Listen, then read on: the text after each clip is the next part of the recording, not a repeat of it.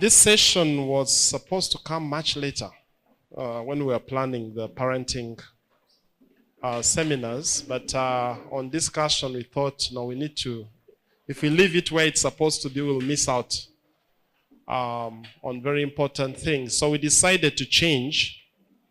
It doesn't follow the logical flow of the plan that we did, but we thought that we should introduce this now. You'll probably understand why as we go along. I just need to say that some of the things we're going to share will be new, as always. Some may even be a bit controversial for some of you. But I'll just invite you to have an open mind, because I think there are things we need to key in as a generation of people who are living in very fast changing times. The pace of change in our times is unparalleled in history. Now you don't even look 100 years, just look 50, 20 years. The pace of change is staggering. And it's difficult sometimes for us to appreciate this because we are in it. If you've had the opportunity to fly, you know that when you're starting to fly, you can feel that force of the aircraft, really gearing up. And when it takes off, it even accelerates faster. And then after a while, it's like nothing is happening, especially when you get above the clouds. It's like nothing is happening. If you went to sleep and woke up, you may not even realize that the plane is flying. And yet, if you see the screen in front of you, which many planes have now, you're probably doing 800 kilometers an hour. And our civilization has entered, starting probably 100 years ago, or maybe even earlier, the Industrial Revolution and so on. Things are moving so fast, and even faster now. I keep remembering when I was a student in the UK 20 so years ago, I watched on TV a program, and they showed Africans walking on the streets with mobile phones. And I remember laughing. I told my wife, these guys are serious? They think, I was not even seeing it in the UK at the time. But within less than 10 years, it was happening on the streets here. And, there are things happening now which 20 years ago you would never have thought would be happening. So with this very fast-paced, changing pace of life, we need to be able to adapt and make sure that we do not get disoriented and lose out on very important things. Now, as a review, in the course orientation, we first talked about the ministry of parenting and the biblical view of parenting. Pastor Gwisa took us through that. And he did emphasize the fact that children are God's heritage. Touched a bit on the goals of parenting as well. Some of these will come out in our further sessions. And then in the last session, we addressed the issue of spiritual foundations and addressed things like dedication, idolatry, blessings and curses, generation trends.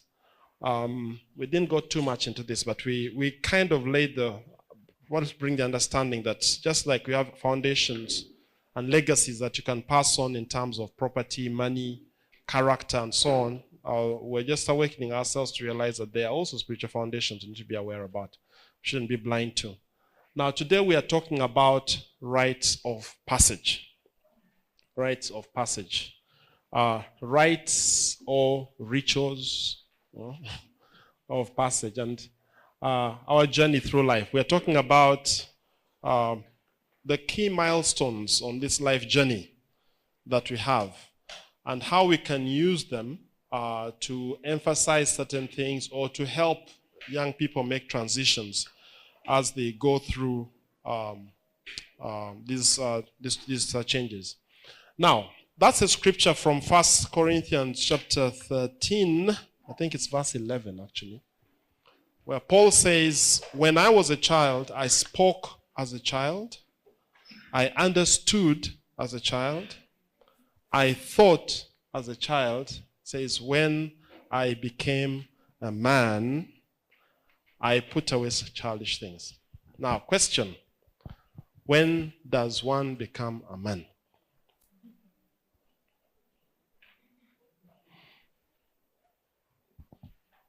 How does one become a man? Is that very clear in our minds? What does it mean to be a man or a woman? We are in a time of confusion about these things, as you know.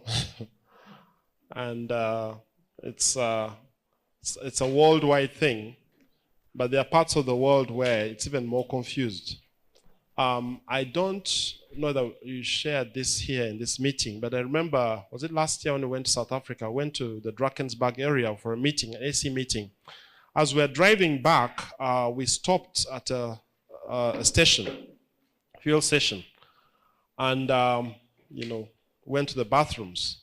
Just when we checked into the fuel station, a bus carrying football fans. I'm not sure I want those lights, actually. Can you have the lights off? At least the front ones. Okay. Make a difference for people seeing. It's better with or without? Okay, sorry. I'll have to compromise the video image. So all these rowdy fans came out. You know, the men's lines are usually shorter, so I came out. When Lorna came back, she was in a bit of shock. You know, what had happened as they lined up, all the ladies were lining up for the toilet. As they waited, somebody walks out. And when she looked at this somebody, it seemed to be a man, you know, but he was dressed like a woman, and he was walking like a woman, and behaving like a woman. Now, the ladies were in shock because they all understood what was going on. And this was in South Africa, here in Africa. And he comes, washes his hands, you know.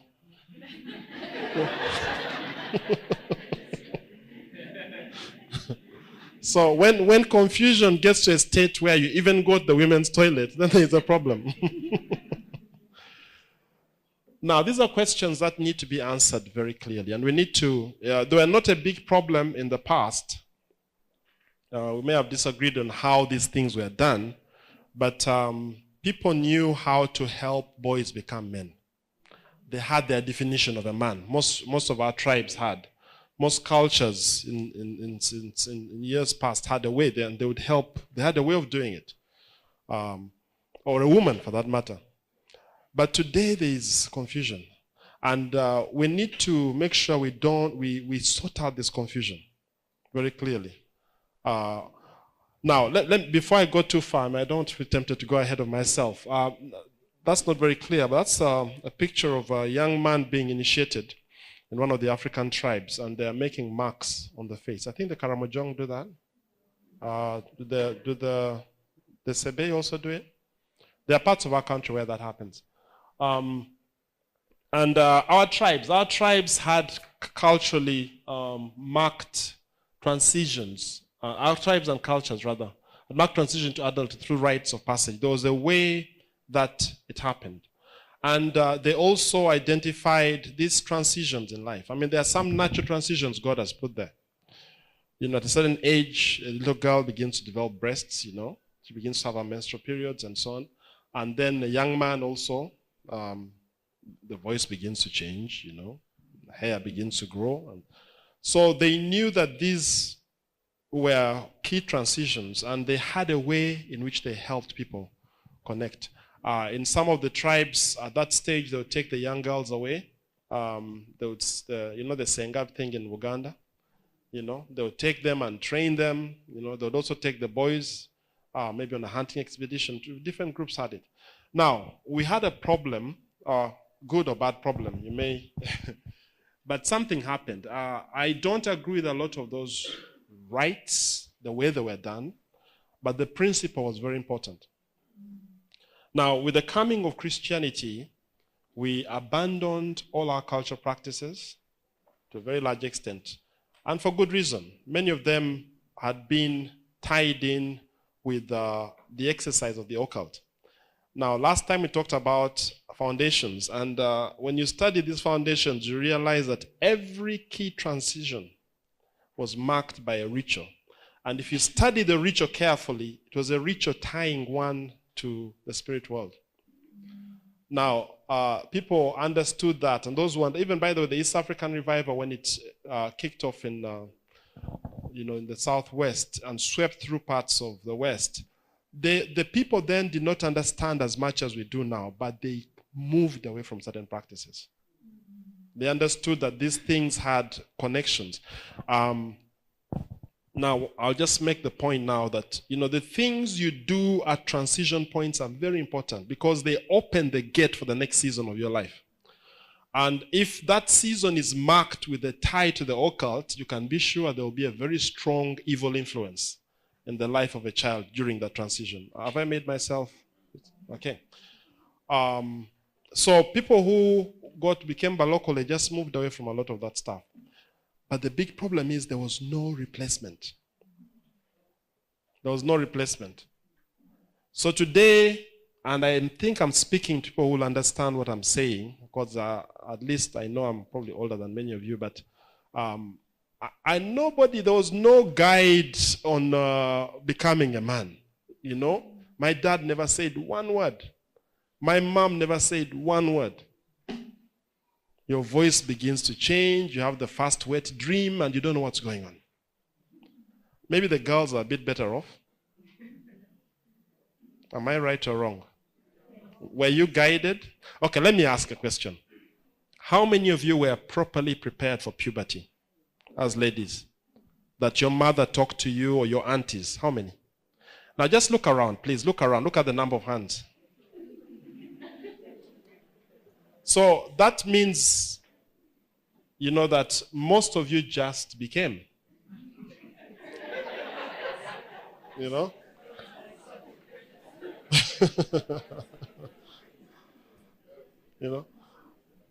Now, obviously, you begin hearing stories from other girls. You begin hearing stories from other boys.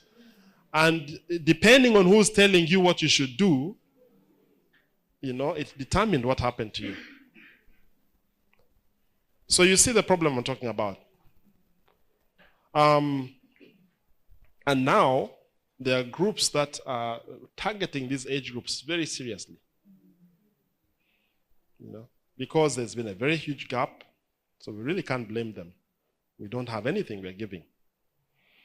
So there was a problem.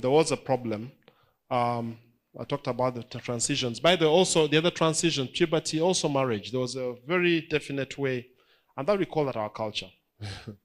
When you're getting married, for us, we do things this way. And you find somebody who has been saved and walked with the Lord for many years. When it comes to marriage, you can't pluck those guys out of their cultures. Even when the cultural things have question marks. They will go and dig around the grave. They will say, for us at the Kwanjula, we first give the ancestors a drink. That one is you must do. You better find out what those things really mean because they have very strong meanings. So those transitions, those were key. Puberty, marriage was another transition. There were other kinds of transitions that happened, especially for those who got into leadership, who became chiefs and so on. Now, modern transition to adulthood, was the cultural gap has resulted. So what do we have? There's a failure to clearly define what it is to become a man or a woman. Is there a definition? Are there expectations? Are these being communicated properly to the young girls and boys who are transitioning? Is there a time when it is communicated? Is there, because this is a culture. Or are we still holding on to things, in some places, things that are, time has moved. And while the principles don't change, certain things need to change. But there's also loss of process. Not only failure to define, but a failure to define what it is to be a man or a woman, but also failure to define the process. How do you become a man? Some boys believe they become a man when they first sleep with a woman. That is when you're a man. I remember one of my, somebody I know, after the honeymoon, the father tells him, now you're a man. So what was he all along, When did he become a man? And this is a senior elderly guy, you know. Or some women believe they first become a man when you sleep, a woman rather when you sleep with a man. So what is the definition? I think we have to be very clear. We have to be very deliberate.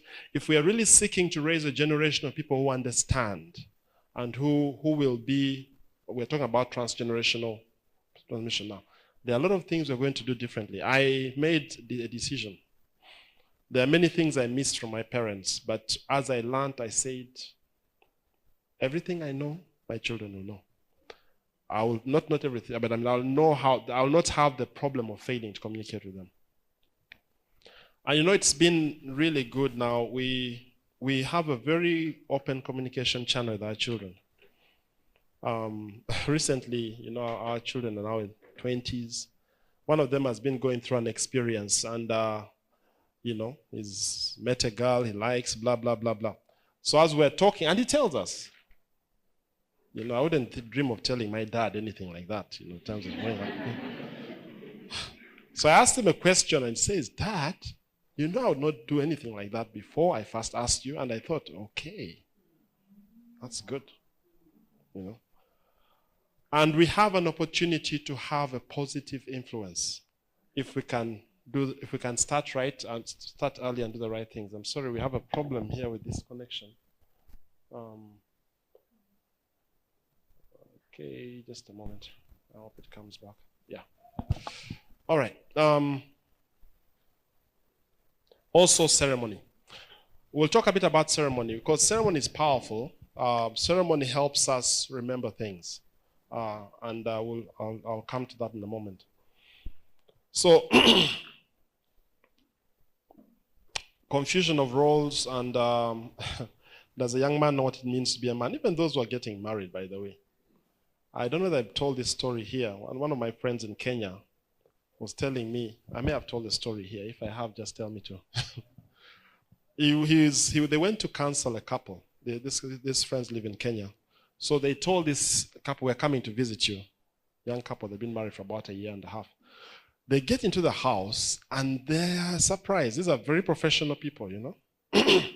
First of all, the living room didn't look like a living room. There was, you know, where you have very, very bare furniture, and that could be because you don't have money, but it was not the case for this couple. When it comes to, can you make a cup of tea or something? There's hardly anything in the kitchen. So my friend begins to ask, what do you do? Say, no, we always eat out. Now, she began walking alongside this girl and found the girl could not cook. You know? So where did the problem come from? I don't know. But, you know, we've had a situation where we've had a maid who has grown up in an orphanage. And, you know, as we've been seeing certain things, I realized, oh my goodness, this is what it really means. You have not grown up in a home. You have not been cultured into anything. So there are so many things that you don't know. But sometimes there are things you've not been taught, deliberately taught. Yeah. That's a lady, but you know, there are men who... I'll tell you another story. This is somebody I knew. He passed on. But I was shocked to hear, you know, after they got married, there was a time the lady was expecting, the wife was expecting. Come on. They didn't have much money at the time, newly married. But at one point he insisted there was just a little milk and stuff remaining. He said, that's for me. I was shocked when I heard the story. And he did not have the heart, you know. Your young wife is expecting. You don't have enough money, but you must eat fast before she eats.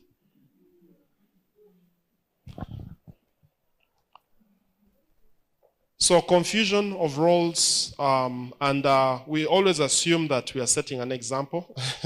And sometimes we are setting the wrong examples. One of our leaders told us one time that he went back home and says, Daddy, I know what I will do when I grow up. I know.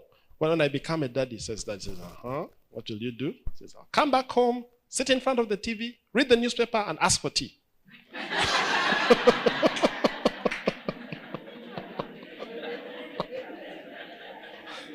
This was a young boy. Now, for him, it was a big wake-up call. He was saying, oh my goodness.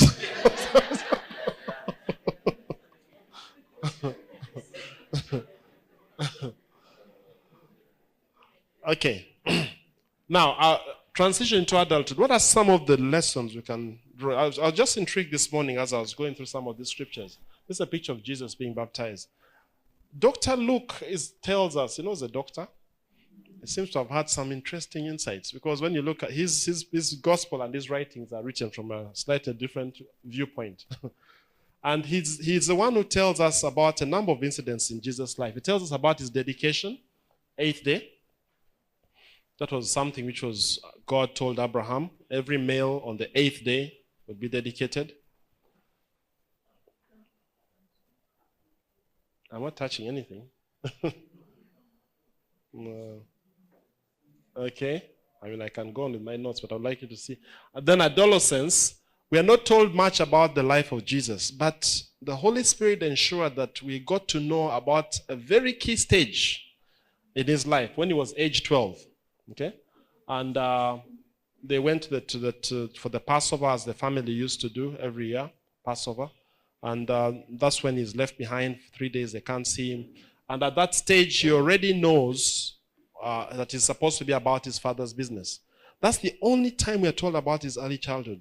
I mean, really, we know some other incidents, but the 30-year span, we're given that sneak preview into his life. And I believe it's also because it was a key stage in his development. We know that Jesus went back to his parents. He was obedient. He grew in stature, in wisdom, in favor with God and favor with man. That's a very beautiful picture of somebody beginning their teenage.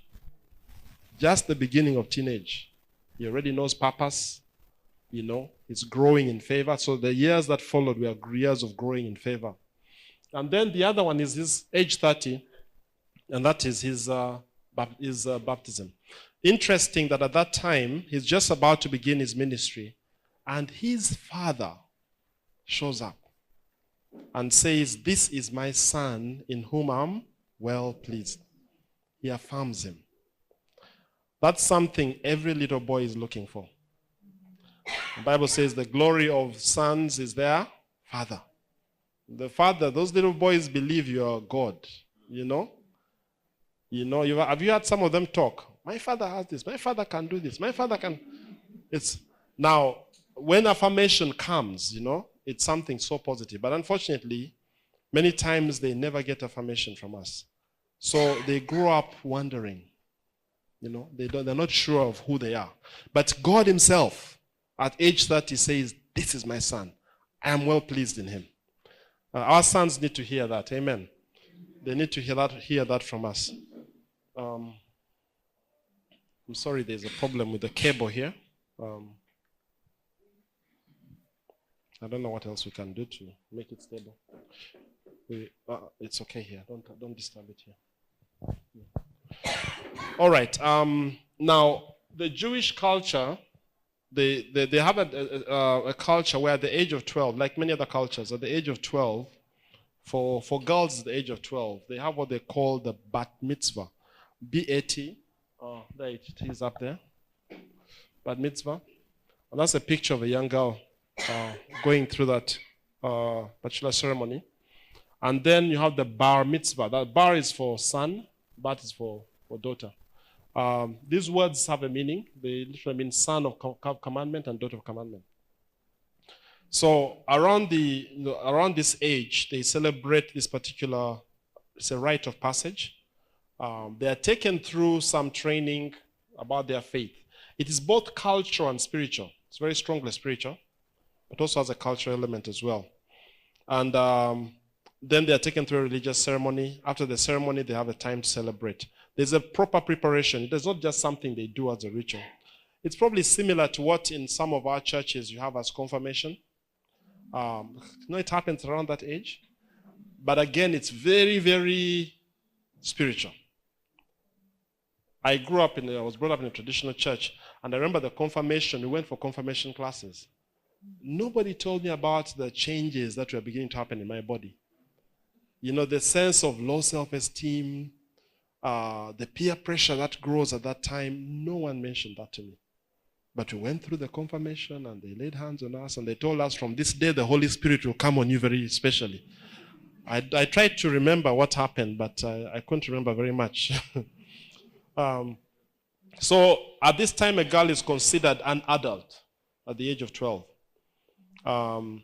So at the boys, it's usually age of 13 when that happens. And these ceremonies have a way in which they affirm.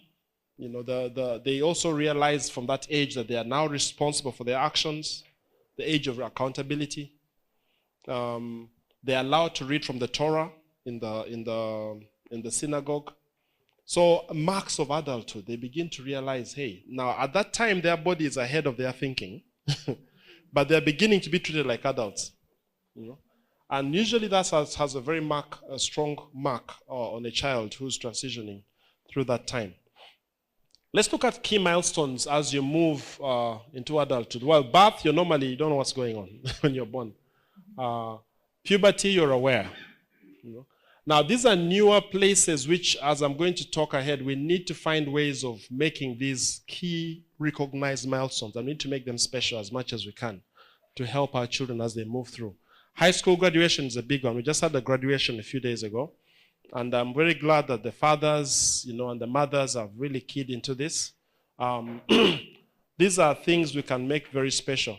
And they're all transitions. What's happening at the age of course, at birth, you're coming into life. You've come from a very warm, safe environment into the world. That's why you cry when you're ushered into the rough world. At the puberty, something major is going on. And all of us have been through puberty, so we know. The male hormone, testosterone, which was really there initially in small amounts, it begins to appear in large amounts. And it triggers off a number of changes. Muscle tissue, physical features change. Hair begins to grow, whiskers, pubic hair begins to grow, and then something else happens.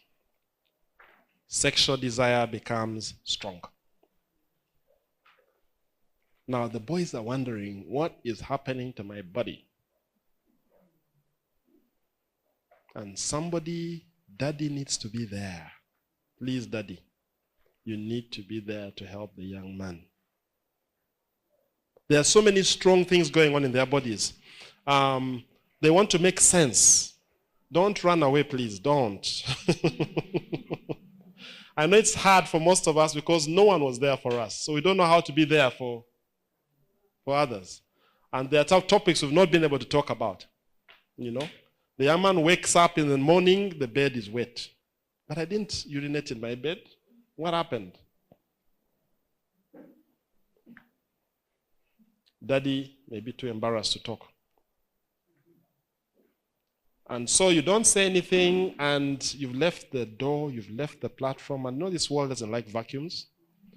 Something else will come and explain what's going on. Okay? Same for the girls. The hormonal changes in the body, the breasts begin to grow, pubic hair begins to grow. And when this process is complete, of course, the girl can have a baby. Can literally have a baby. And there have girls who have got pregnant. They didn't know how they got pregnant. You know that? It's happening in this country. Nobody talks to them. So they're just playing around with the boy. I'm pregnant. What? How did it happen? I don't know. Mom wasn't there to talk. Even dad, by the way. Yeah. It's happening in this very country. There was a story in the papers, recently about a girl in Gulu. And, it's a shock. It's a shock. So this process can take anywhere from, 1.5 to 4 years.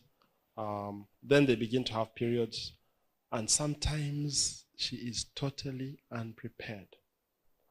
There are some warning signs that come before that. But no one has talked to her. Maybe she's in class. Some of you may remember stories. There's embarrassment. And that is the beginning of puberty. Looking further down, what's happening? Well, in the modern world now, there are certain new transitions that have come. Our ancestors never used to have high school. But now, we have high school graduation. Something else is happening at that stage, because unless kids have gone to boarding school, when they go to boarding school, then they begin to learn to live independently a lot more. But like your kids who are in Vine, if they carry the stage all through and they go through the whole process, they'll leave home when they are high school. Good or bad? I think it's not. It depends on how you look at it, but I think it's good if you use that time positively, because you have more time to have an influence in their lives. I'm not a very big proponent for boarding schools myself, but that can be another discussion. Because the age of 13 when they go to senior one, that's the time they need the fathers the most.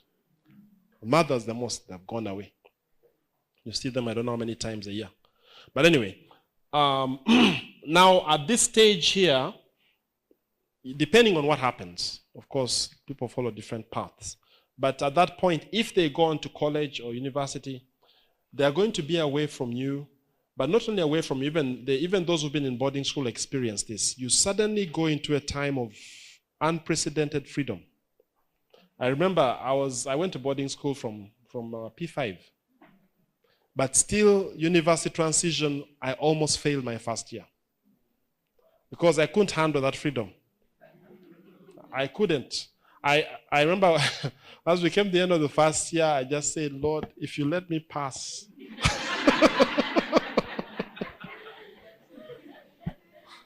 I will never, ever, ever. The 3 weeks we spent waiting for results were some of the worst 3 weeks I've ever had. And it wasn't because I was one of the top students all through. But just because I could not handle myself properly. And there are people who leave university because of that. So are they prepared for that? The pressure. Now, no one is looking over your shoulder. If you're in boarding school, you may still have someone looking over your shoulder. No one is checking who's going into your room and who is going out. We've had, and very sadly, when my own university class, we lost a lot of friends because we happened to be, call it unfortunate, to be the generation that entered university as HIV was entering the country. I watched my classmates die. People who would come and tell us their exploits in Katanga and so on. In the morning, as you're waiting for class, they're telling you what they did last night. We watched them die. It was frightening. So that's a very important one. And our own son, Timothy, I remember when we didn't plan. Oh, you heard my story. When it turned out that he was going to study abroad, it was not our design, but it happened that way. And I remember, I don't think I'll ever forget that flight from Cape Town. When we got the airport, he came, he escorted us back. He said bye, and we saw him walk away. We got into the plane, and the plane was leaving Cape Town. And we thought, is this it? Is this it? Is it over? You need to prepare for that day. And to prepare the children, I realized there are certain things that are not done right. Because now, we used to have pocket money and so on. Now we had to be sending him more money than he had ever handled before. And I asked myself, have I trained this boy to really manage this? I had to, when we came back, by the time we got back here, I had made resolutions about how the rest of the kids were going to be brought up. Because now it suddenly dawned on me that there are certain things I had not done. And let me tell you, parents, this time happens very quickly. You think you have, it will happen so quickly. When you, you will see.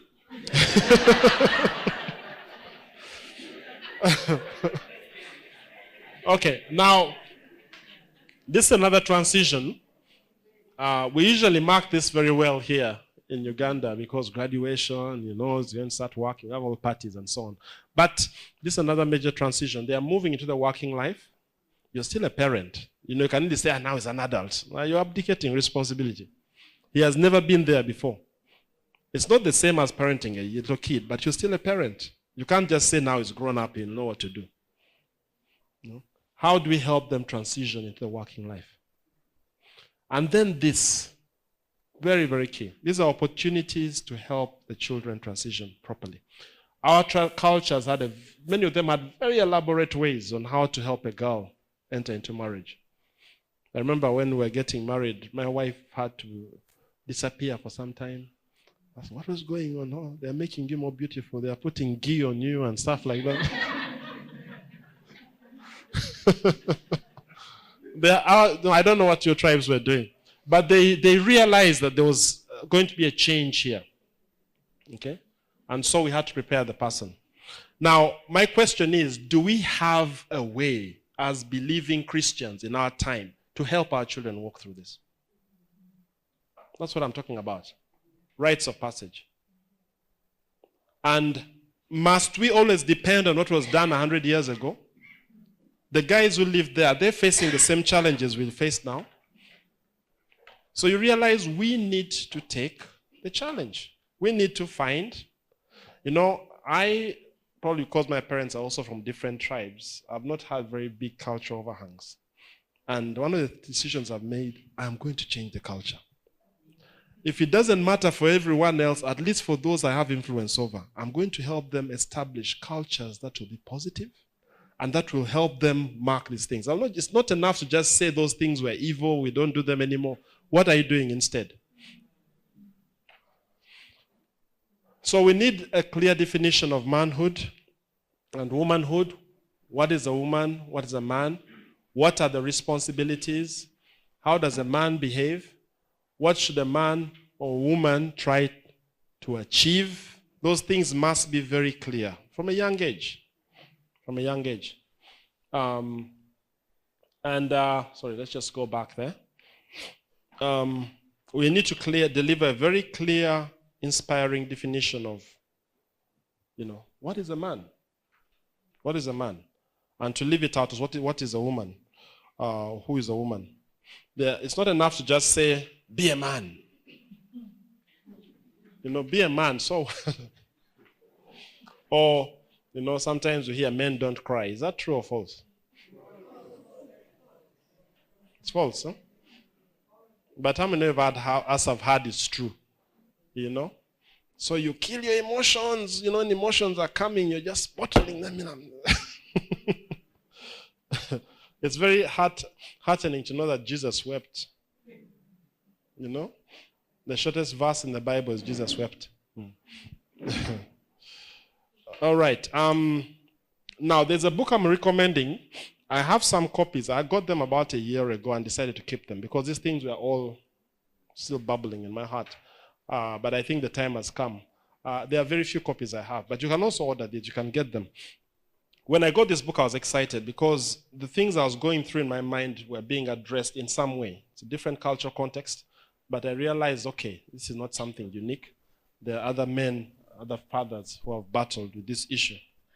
Okay. So it's called, how many of you have read that book? A few must, okay?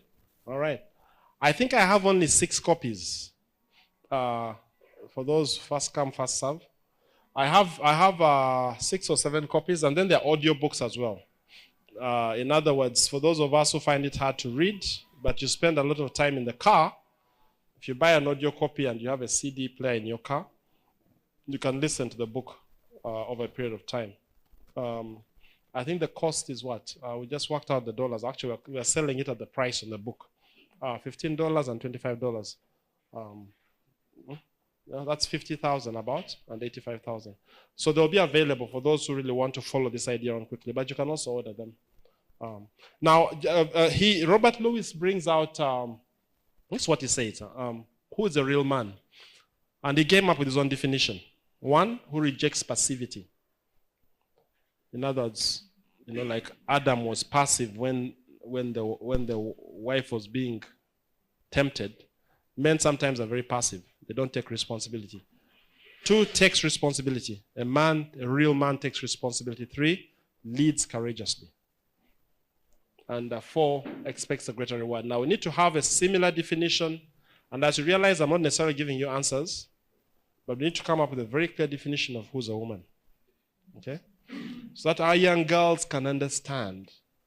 Now, I know these are days of women's lib and so on, and I know women have been oppressed for a long time, But we had better make sure that whatever we are doing is biblically sound, okay? As we address these issues. Otherwise, it will cause a lot of confusion in our children's lives.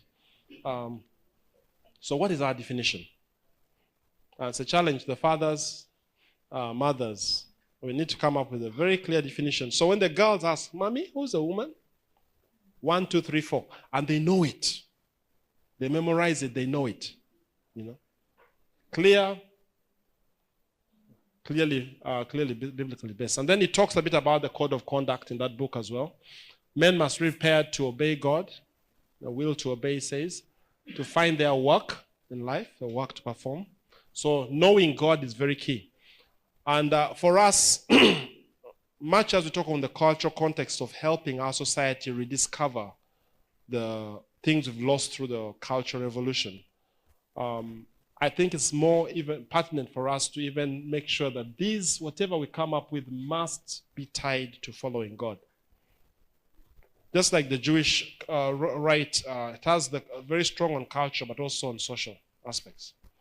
So we connect them with God from a young age. And the school is, all of you know that we are unapologetic about that. We want the children here to meet God. It's a very key part of and that's something we are not going to compromise.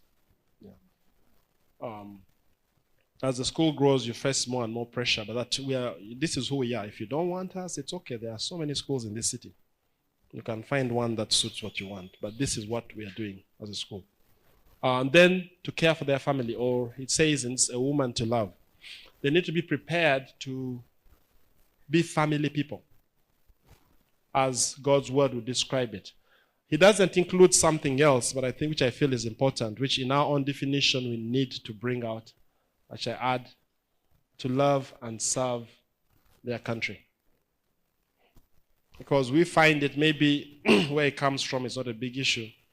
But I think I told you here that in one of our classes, when they asked the students where they would prefer to be born, none of them said Uganda, which is a big concern. I mean, if our kids are dreaming of being born in America or being born where, then who is going to commit to this country?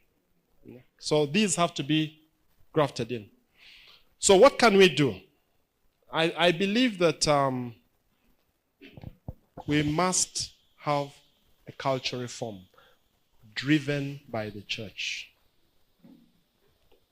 We have a cultural vacuum at the moment. And what is worrying is if we don't step up to it, there are people who want to step up to it.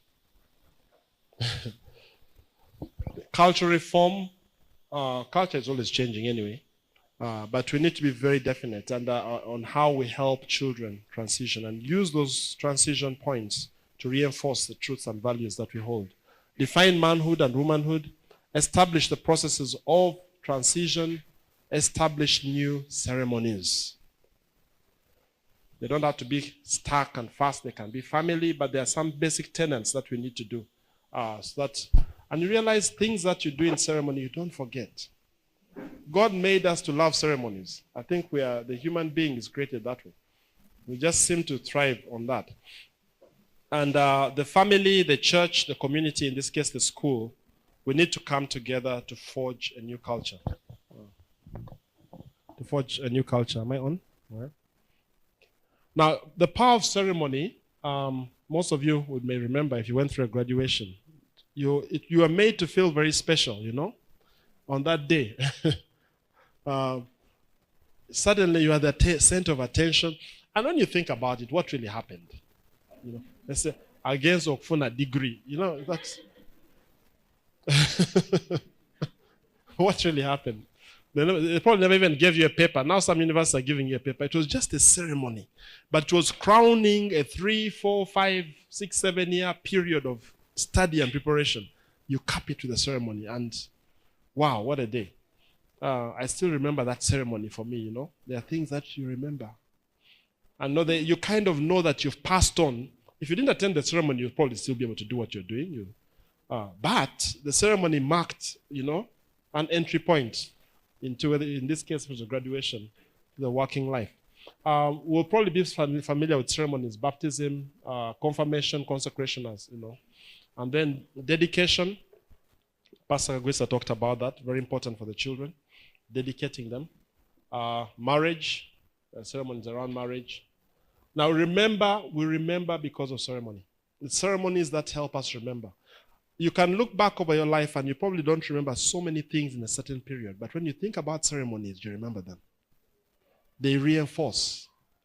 Our sons came back yesterday, Timothy and David, rather John and David. And this morning I was asking him, he knew I was going to share. So I asked him, David, Timothy, sorry, Joseph. When we took you through the puberty initiation, what did you remember about it? Did it make any mark on you? He said, yes, it did. You know, one of the things we did was give him a ring, a purity ring. He says, that always has reminded me about my vow. As I've gone to university, as I've met girls and so on, every time I meet a girl, I think, is this somebody I want to share my life with? He told me a number of things that had an impact. So I realized, hey, this guy, something, okay, it was a very ordinary thing. We just got together, some few family friends, uncle, auntie, and prayed for them and gave them a charge, and talked with them, and that was it. But it sticks out. It sticks out. It says, by the way, it's also given me a very big opportunity. When we were playing football, I was playing a football in his university. They asked me, what is that ring for? Then I have a chance to tell them that this is a vow I've made, that I'm going to keep myself. And then they laugh and so on, but they know where I stand, you know. Ceremonies are the crowning events of process. So, the child has been born, they have moved through 12 years, physically they are transitioning to something else, they may not even have gone to school, but their body is transitioning. Is there a way to mark that? Are there things we can do at that point to help them as they face the challenges that are coming in the next season of their lives? You know? What can we do as a family, as a community? So, attention. Which are the ones that we need to pay attention to? I've listed them down here, and I think these are going to be emailed to you. I've talked with the office, so you'll get a copy of this presentation emailed to you by PDF. Dedication, baptism, depending on which persuasion you come from. Puberty, that's one we've not paid attention to. We are going to start paying attention to it. And when we do, we are going to require all our kids in the school to go through it. So, we will do it, all of them. A lot of the challenges you face with teenagers are because of these things not being handled properly. And you're going to get involved, by the way. When we say we're going to require it, it doesn't mean we are going to do it for you. We are all going to be involved in it. High school graduation, we are kind of forming something that we do here. It will evolve, I believe. But we need to make this special. Those of you who are here on Thursday, Wednesday will remember. You know, it was a special occasion. And the students were quite emotional as they remembered, you know, the process they had been through, and now it's over, you know. They'll never forget that. They'll never forget. The parents came and prayed for us. They had a reception for us. They gave us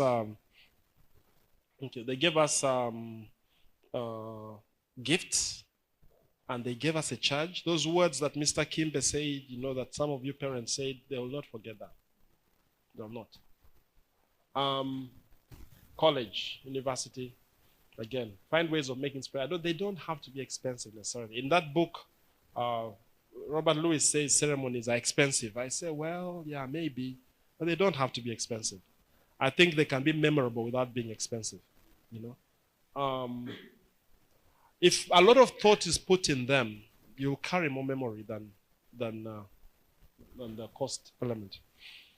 All right, getting married. Now, there's something we began to do as a family. A few years ago, one of our nephews was getting married. So, you know, Baganda also have the kasiki, yeah? Then they have the bachelor's parties, like a rite of passage. And sometimes crazy things go on there. But we got together, and it was quite memorable. If I remember correctly, there was a grandfather present, there were several uncles present, There were other peers, unmarried brothers and sisters. We spent an evening. We shared with the young man. We prayed for him. We laid hands on him. Now, that is ushering him into marriage. I think it was the next day when he was going to exchange vows. If we can capture those moments and do the right things, we can transition the next seasons in a much better way. And I believe God intended that's how things should happen. So now, something about community. In our group, we're discussing about community. Boys become men, girls become women in the community of men and women. So we need to define that community. In the past, the community was a village. We all lived together, and if there was something happening, the whole village came together.